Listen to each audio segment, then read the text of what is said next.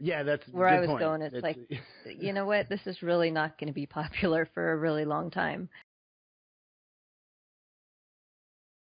You continue to use art in your activism and in your work up until, these days, and like today, or I don't know about today, but you share on Facebook artistic renderings of horses, and you're trying to move people through art for sure, and which actually brings us to the movie, because I haven't told listeners the most interesting part, one of the most interesting parts about the whole path of the horse thing, which is, and correct me again if I'm wrong, you sold your house.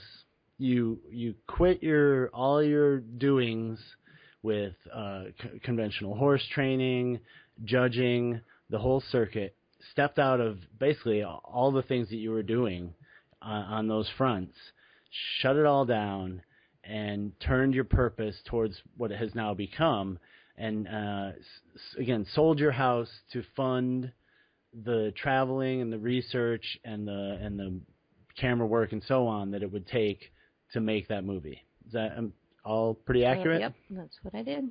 Yeah. And in your mid-30s or so, right?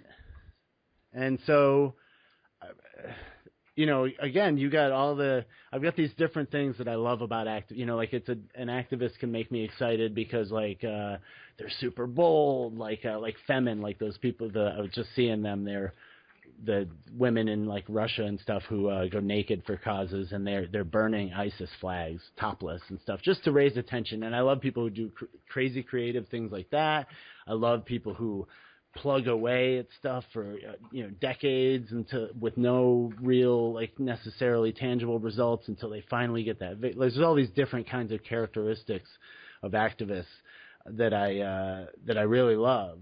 And the activist who basically dumps everything that they knew because they've come to a decision, they've come to a conclusion that they've got to serve a different purpose, and that this is a calling basically to them, and in the literal sense of a calling, it calls them away from everything that they've been doing and everything that they know, and they step into this whole new path. And create it, usually in that case, create a whole new path. I mean, people who have that kind of transformation, they tend to be starting something new, all new to humanity, kind of, because it's this personal, accumulation that has finally built up. And so, yeah, kudos again on that. Obviously, I mean, kind of an insane choice to make by many measures, Did you feel that at the time? I mean, what?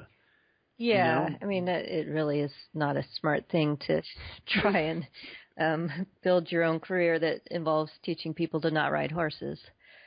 So yeah, and shed almost everything that you've learned to start just from scratch again, right? And it's like learning you mastered the English language, and you're like, I'm not going to speak in English anymore. I'm going to speak in Arabic, and I don't know Arabic yet, but I can start watching videos and talking to people about it, and I'll start from there. And right, except with speaking Arabic, there's a group of people that speak Arabic.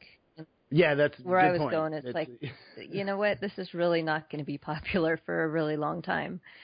But there are people that that's what I was got it right away and got it sooner than I did. And yeah, that's you sort of adventured around the globe a bit in the research for the movie. Am I right? Yeah. And met people like in Russia and all these different people who who's the guy in Russia who basically he sort of like dances with them, right? And he has them counting. He has horses. Well, yeah, I think you're talking about Alexander Nevzorov. I am. Yep. And he's really the one that I've followed because he is the one that was really exploring the inner path of who am I in relation to this animal. And he's not selling things. He's not promoting his horsemanship method. He's exploring with horses. So he taught horses Latin, and many of his students still do. But in that, he stopped riding, obviously, and this is the best I can do at translating his transformation. is he saw that the horses were asking to just be horses. So that's what he and his wife Lydia